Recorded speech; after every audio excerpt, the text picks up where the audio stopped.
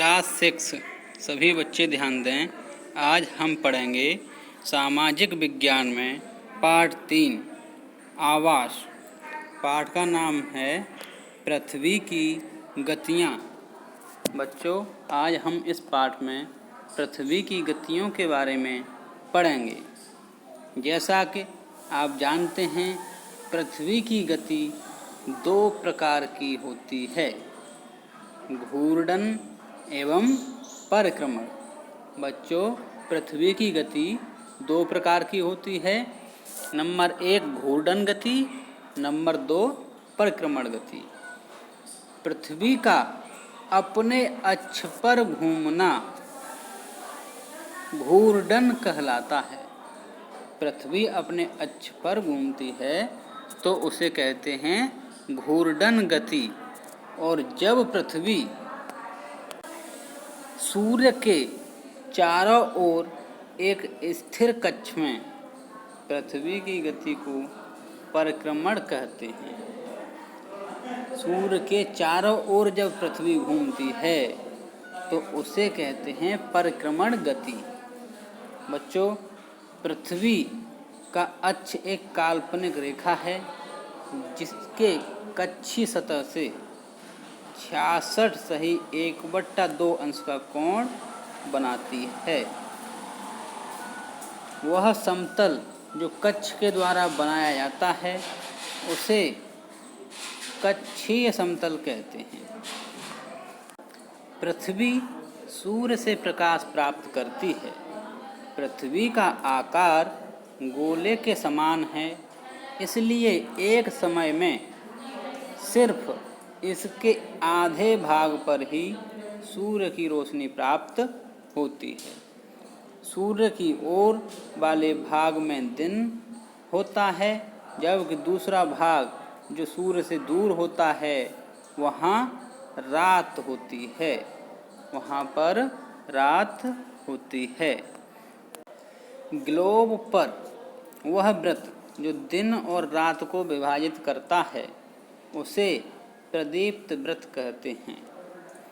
यह वृत्त अक्ष के साथ नहीं मिलता है, जैसा कि आप चित्र में देखेंगे। अभी पृथ्वी अपने अक्ष पर एक चक्कर पूरा करने में लगभग 24 घंटे का समय लेती है। घूर्णन के समय काल को पृथ्वी दिन कहा जाता है। यह पृथ्वी की दैनिक गति है। बच्चों, पृथ्वी की सतह एक काल्पनिक रेखा है। यह अपने अक्ष से 66 सही 1/2 अंश का कोण बनाती है। वो इस चित्र के द्वारा आप देख सकते हैं। पृथ्वी के अक्ष का झुकाव तथा कक्षीय समतल, ये जो है 66 सही 1/2 अंश का कोण बना रही है। पृथ्वी का कक्षीय समतल, जो ये लाइन दिखा रहा है, ये कक्षीय समतल है। यहाँ से ये 66 सही 1/2 अंश झुकी हुई है।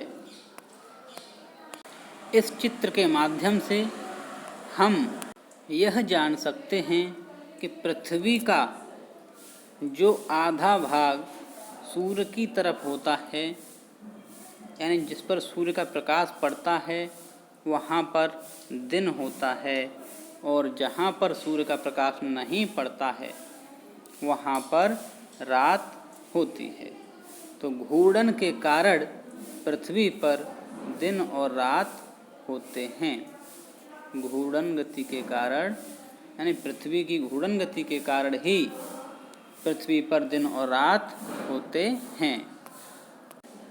बच्चों, प्राचीन भारतीय खगोल शास्त्री आर्यभट्ट ने बताया था कि हमारी जो पृथ्वी है वो कैसी है, गोल है, और वह अपने अक्ष पर घूर्णन यानी घूमती है। अगर पृथ्वी घूर्णन नहीं करे तो क्या होगा? सूर्य के तरफ वाले पृथ्वी के भाग में हमेशा दिन होगा, और जिसके कारण उस भाग में गर्मी लगातार पड़ेगी। दूसरे भाग में हमेशा अंधेरा रहेगा वहाँ पूरे समय ठंड पड़ेगी, यानी सर्दी का मौसम रहेगा। इस तरह की अवस्था में जीवन संभव नहीं हो सकता है। बच्चों, पृथ्वी की दूसरी गति जो सूर्य के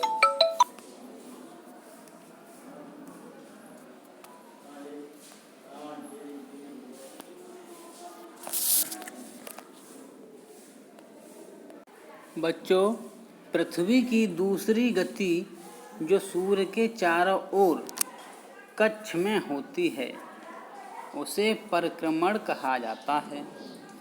पृथ्वी एक वर्ष या 365 सही 1/4 दिन में सूर्य का एक चक्कर लगाती है। हम लोग एक वर्ष 365 दिन का मानते हैं तथा सुविधा के लिए 6 घंटे को इसमें नहीं जोड़ते हैं।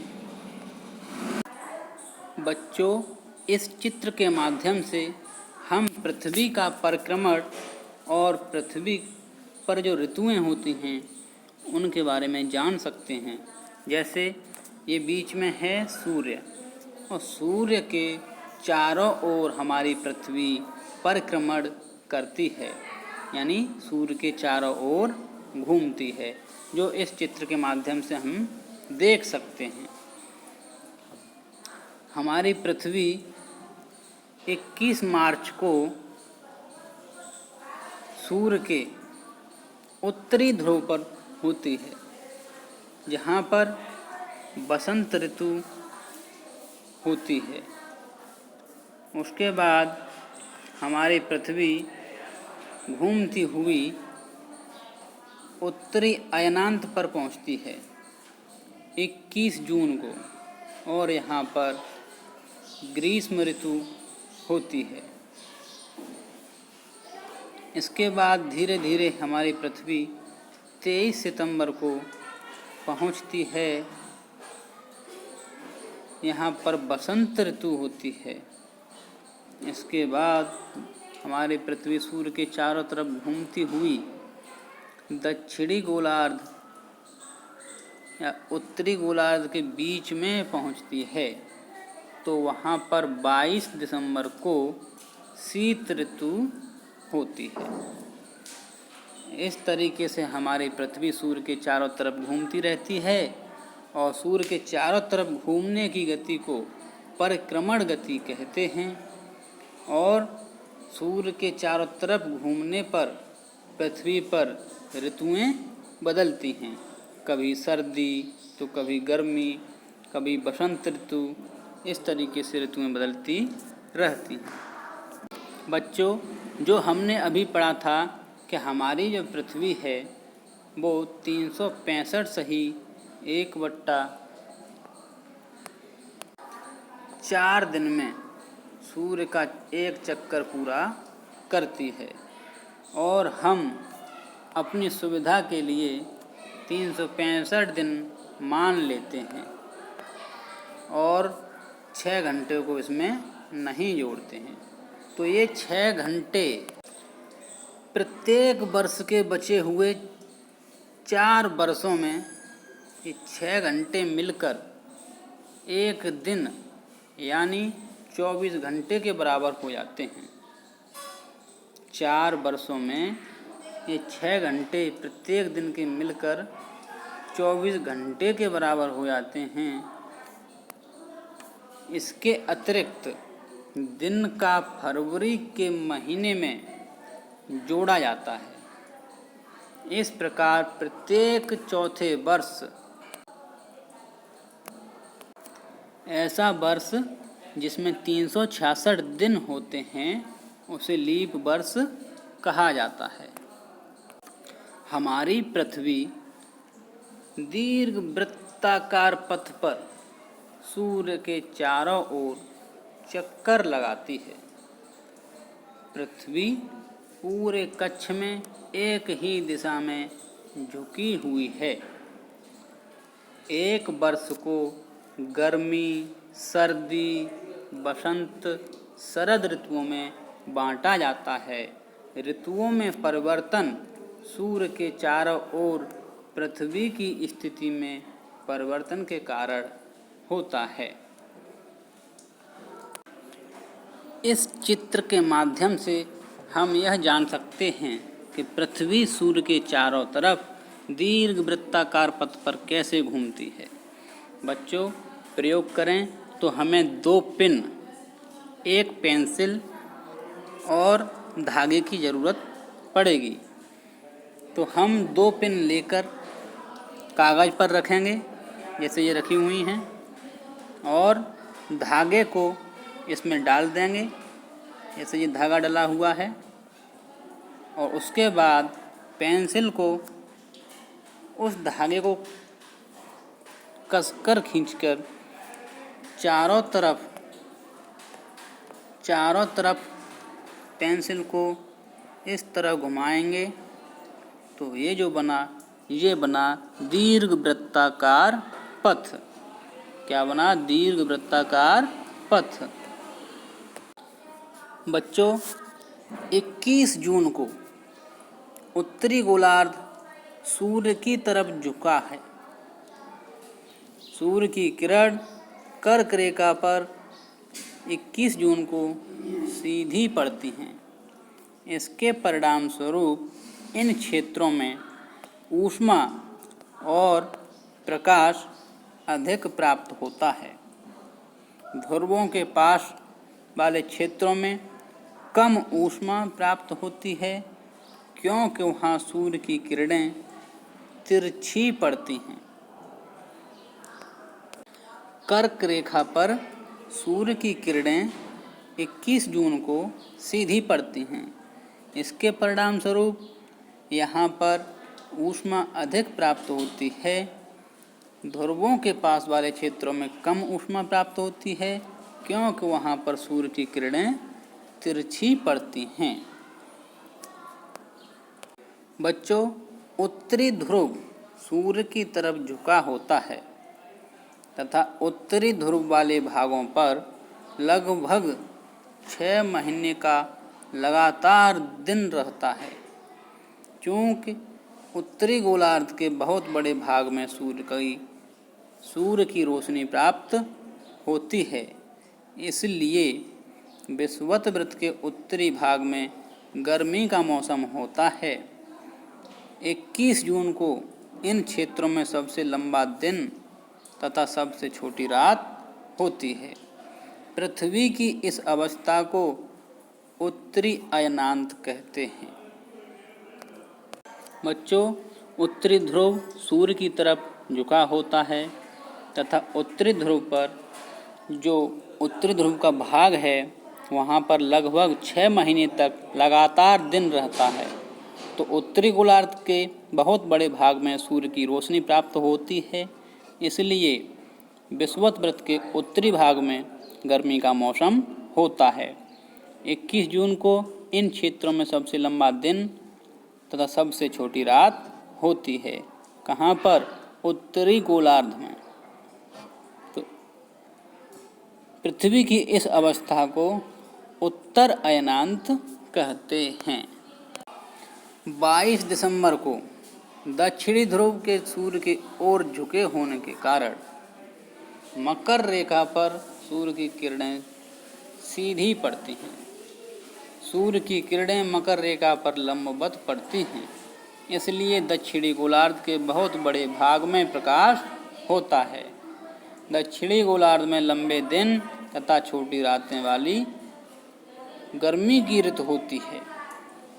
इसके ठीक विपरीत स्थित उत्तरी गोलार्ध में होती है। यानी 22 दिसंबर को दक्षिणी गोलार्ध सूर्य की ओर झुका होता है और मकर रेखा पर सूर्य की किरणें सीधी पड़ती हैं। इस कारण दक्षिणी गोलार्ध में बहुत बड़े भाग पर प्रकाश प्राप्त होता है और दक्षिणी गोलार्ध में लंबे दिन तथा छोटी रातें होती हैं। पृथ्वी की इस अवस्था को दक्षिण अयनांत कहा जाता है। आप जानते हैं बच्चों, ऑस्ट्रेलिया में ग्रीष्म ऋतु में क्रिसमस का पर्व मनाया जाता है। ऑस्ट्रेलिया में ग्रीष्म ऋतु में क्रिसमस का पर्व मनाया जाता है और अपने यहाँ भारत में शरद ऋतु में यानी सर्दियों में क्रिसमस का पर्व मनाया जाता है। अब देखते हैं बच्चों, 21 मार्च और 23 सितंबर को सूर्य की किरणें विषुवत वृत्त पर सीधी पड़ती हैं। 21 मार्च और 23 सितंबर को सूर्य की किरणें विषुवत वृत्त पर सीधी पड़ती हैं।